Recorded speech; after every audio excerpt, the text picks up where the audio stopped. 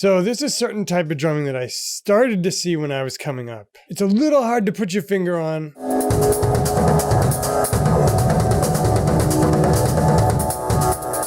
But you kind of know it when you see it.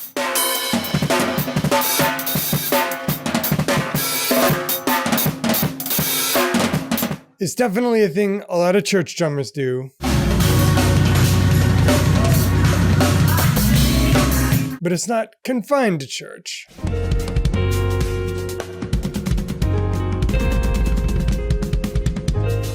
It's a particular way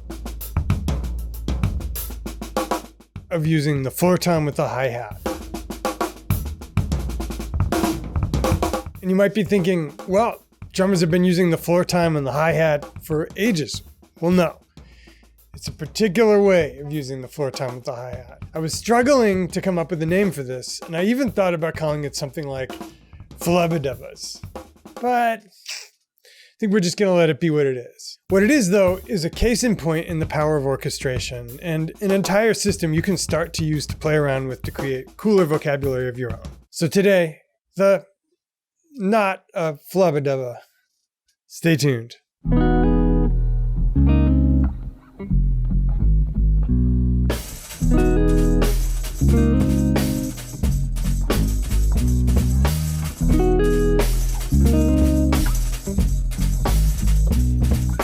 Okay, well, before we get into this, 2 quick disclaimers.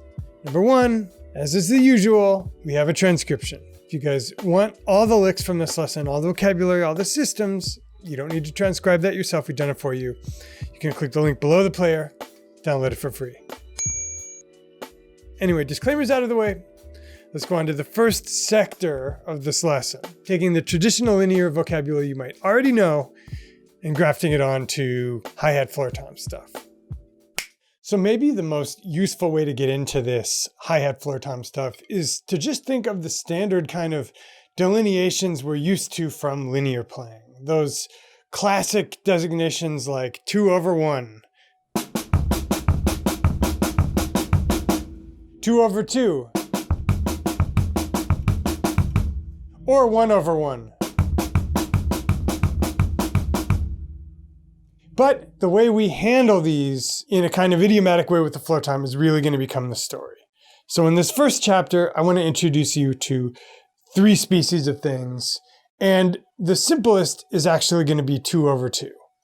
So 2/2 is just this lick we all learned to play when we were like 13.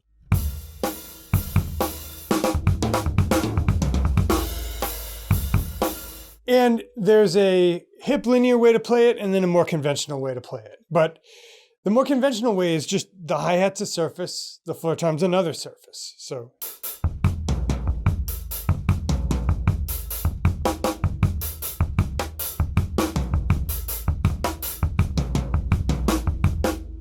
slightly more hip way is this.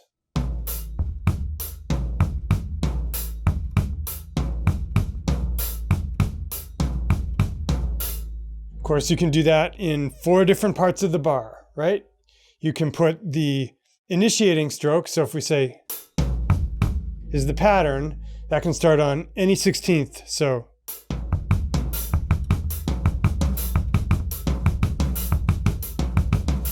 etc. Right? The Ari Honig stuff. Like people are watching a linear video are going to know who Ari Honig is. You probably will. If you're watching me, I think you probably know who Ari is. Okay, so why am I doing this windshield wiper thing with my hands? Let's flash a little video clip of a hip drummer you've probably seen on the internets.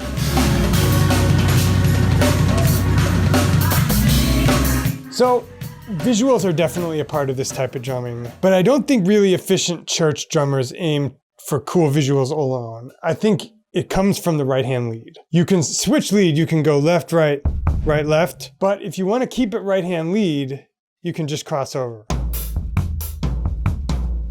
And you have the added benefit of it looking really cool. Now let's introduce 3/1 and 2/1. And again, you can do these really conventionally, like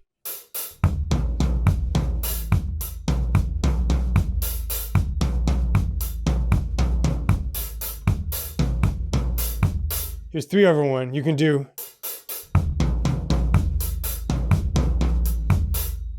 All that stuff is great. Here's the slightly hipper way to do it. 2/1 again.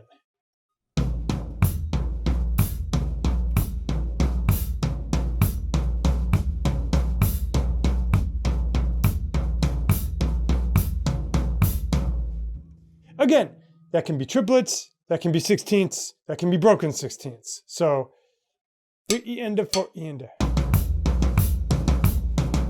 It can be that, it can be 3 triplet, 4 triplet. Or it can be 3 ende, 4 ende.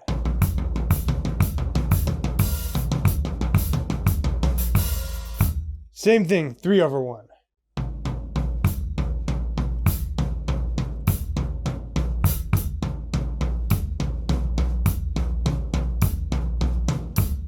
That's plenty to experiment with already. I've got a drill in my solo course and in some of my other videos where I'll say like, orchestrate some ideas with just the hats closed, the kick drum and the floor tom.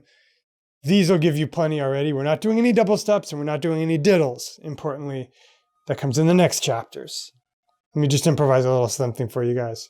3, 4.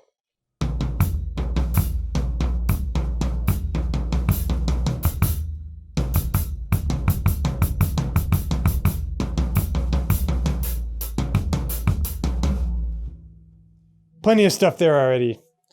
Not super creative, not super dynamic. I'm just trying to spin something boilerplate for you guys. Play around with it. That's the most simple species of linear playing. Did you guys dig that? Well, it gets better. Next, we're going to the almighty diddle and starting to incorporate the snare drum, which makes things cooler. It also makes things more complicated. Sit back and watch.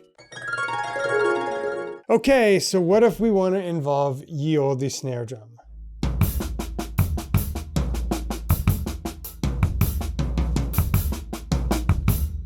If you're familiar with my solo course, if you're familiar with some of the ways I approach this ladder to soloing, we always start with linear stuff.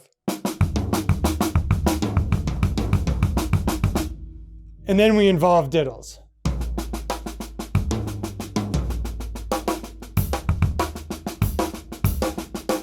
No different here. The key is you'll see some great drummers do diddles on the floor tom. That's part of the tradition. That's a little beyond the scope of this lesson because it requires a different touch. And I want to be as parsimonious as possible, but obviously check out all the church guys.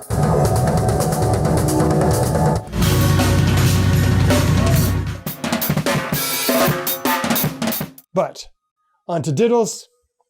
Instead of giving you licks here, I'm going to give you a rule of thumb and a little system. And that system is whenever you would be playing a right-left or a left-right or a right rim shouter accent or a left rim shouter accent, that can either go on the floor tom or it can go on the hats. And it can go on the hats with the kick drum or without the kick drum. I know it sounds complicated. Stick with me. Say we were improvising with only the kick drum and the snare drum. We're going to play sixteenths, 3 ende, 4 ende.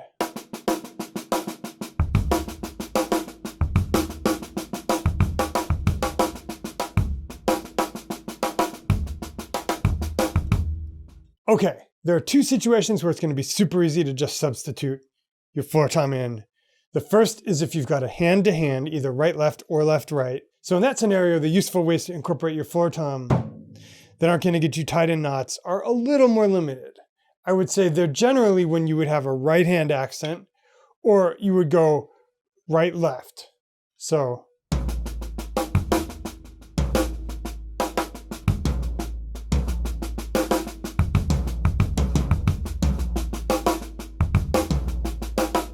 at a left-right there, but it went snare floor tom. You wouldn't generally do left-rights unless you wanted to get into more complicated crossover stuff.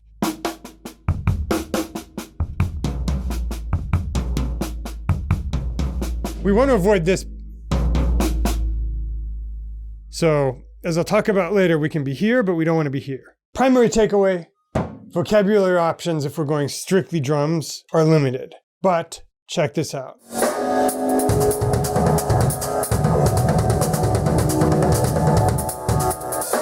When we incorporate the hats, and we use the hats as an alternate surface that you play with the kick drum, anything you'd play as an accented stroke on the snare can become an accented stroke on the floor tom.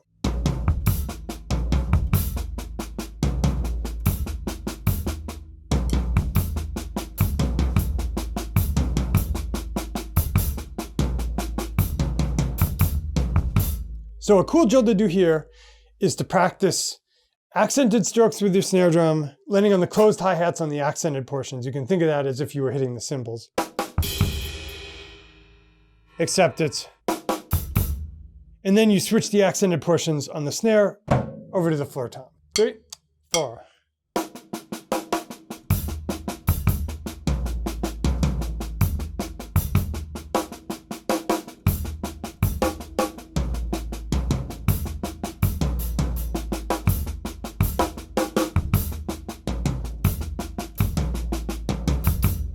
You get the idea.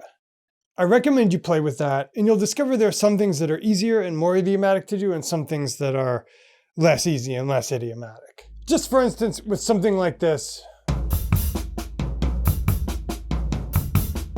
I like to use a double because if you're going hand to hand, you can get messed up crossing over here.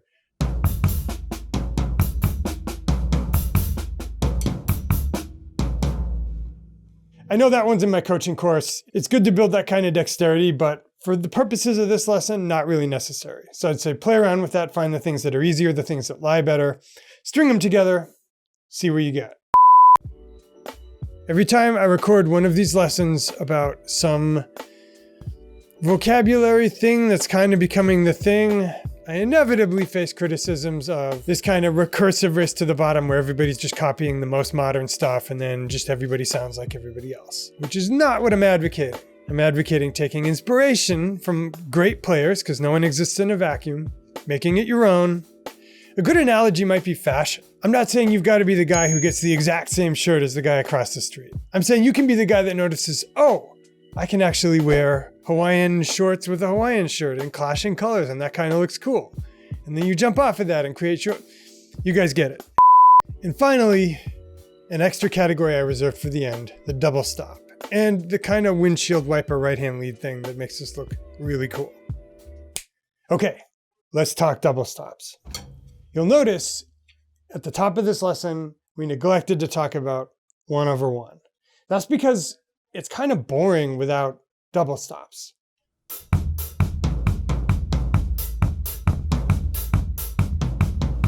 But with double stops,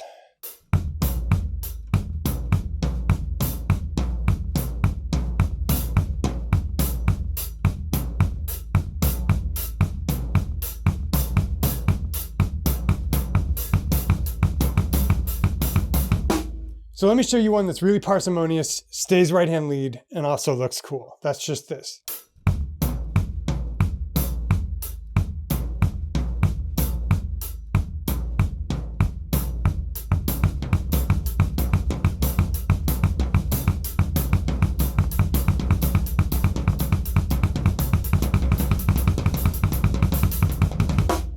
Did I nail it? Did I almost get it? So 2/2 we already have. We've got this. But I want to introduce another one to you, which is this.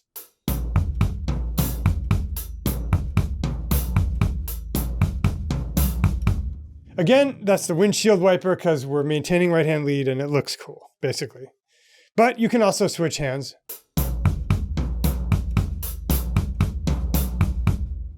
There's a lot of Dana Hawkins doing this kind of stuff in this video.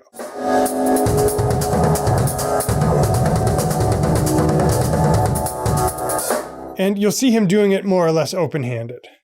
I kind of like to maintain right-hand lead just because it's easier for me to play cleaner. I can lean in a little bit more.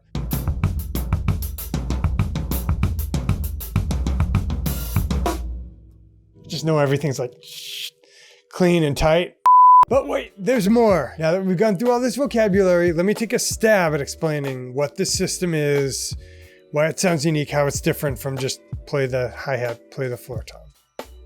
So quick word before we go about what actually makes a lick in this kind of hip modern category of lick, and not just some sort of conventional orchestration. Well, I would say it's all the things we worked on that are kind of the mechanisms to make this work, and the physical movements that result in things being more easy to play. You get artifacts of that, and that's what creates this very unique sound. I'm going to single out 3 particular things. One of them is this thing where we're not just going hand to foot. We're hitting a closed hat while the foot is playing. So we're not just going or, but we're doing.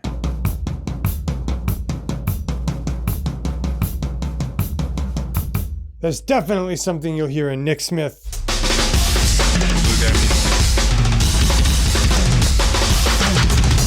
Justin Tyson.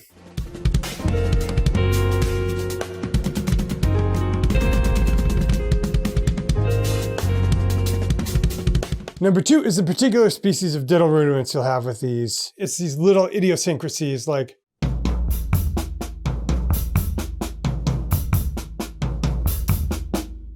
those kind of things that you work out. Again, know it when you hear it, Dana Hawkins.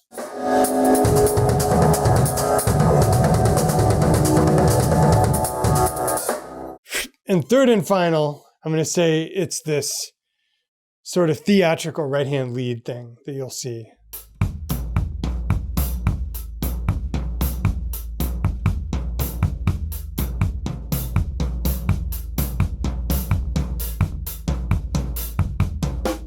That sort of thing. Don't want to leave you guys without playing a little bit of a solo with this stuff.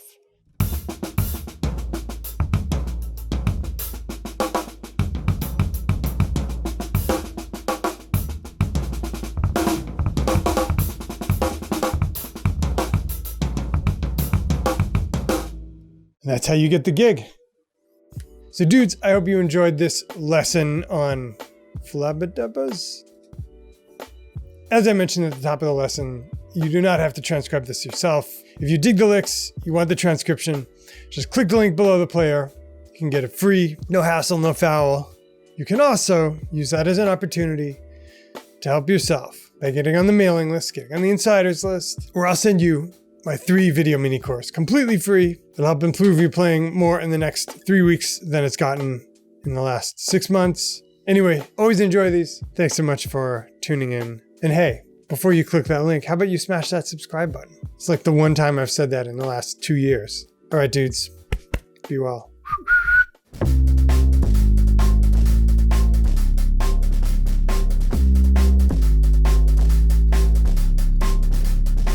I'm here. I'm right here. I'm right here. Hey, I'm here. Thank you.